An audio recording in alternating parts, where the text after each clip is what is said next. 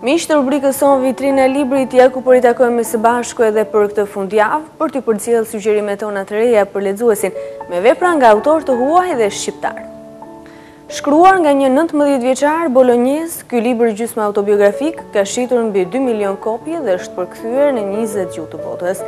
Në librin Një histori dashurie me rock and roll, Jack Frusciante la grupin dëshmi aftësie shpërthyese për të folur me të gjithë e për të gjithë. Ka përshkruar hapat e parë në jetën shoqërore të një djaloshi të hedhur, që ngërthen në vetvete gjithë çapkënllëqet dhe haren e moshës, i gatshëm të dalë ballas talasheve e mashtrimeve, kryelar ndaj kujdo që rreket t'i kall frikën. Ky libër u kushtohet të gjithë adoleshentëve, si dhe gjithë atyre të rinjve që ende mbajnë mend kohën e shkollës së mesme, lavdin dhe turpet e saj, të cilat bëhen pjesë e pandashme e jetës së çdo njërit prej nesh, njësoj si konfliktet me prindrit apo rritja me muzikën. Sidomos të rishemi nga një histori dashurie me rock and roll, sidomos kur ajo ndos në Itali, në vendin e modës, të ushqimit dhe të dolce far niente. Një histori dashurie me rock and roll nga Enrico Brizi. A është ky Adzeu që meritojmë? Është pyetja që personazhet e këtij romani do t'ja përsërisin shpesh vetes dhe të tjerëve. Ngjarja nis në kryeqytetin shqiptar, kur në mesnat një grua që ja ka kushtuar gjithë jetën kukullave, vendos t'i nxjerrë krijesat e saj në jetën reale. Tu jep frym, t'i bëjnë pjesë të botës së gjallë. Në jetën e re ato janë një grup grash dhe vajzash, nëna, bashkëshorte, bija, motra të dashura, të cilave do të duhet të luftojnë ta krijojnë dhe ta ruajnë identitetin, sepse komuniteti ku ato jetojnë në të shumtën e erës nuk i intereson të di se kush janë ato, çfarë ndjejnë, çfarë dëshirojnë dhe çfarë janë të zonja të bëjnë. Kush janë kukullat e fluturës?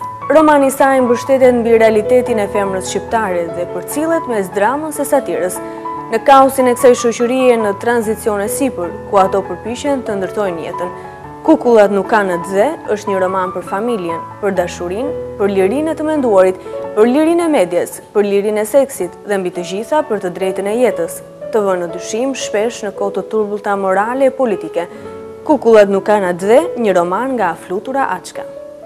Një roman madhështor kushtuar jetës së një personazhi real që është kthyer në një legjend, konteshës Erzsébet Bethëri, të cilën në vitin 1611 në Ungari e morosën të gjallë në kullën e një kështjelle, të akuzuar për vrasjen e 10 vajzave dhe grave që kishin punuar tek ajo si shërbëtore.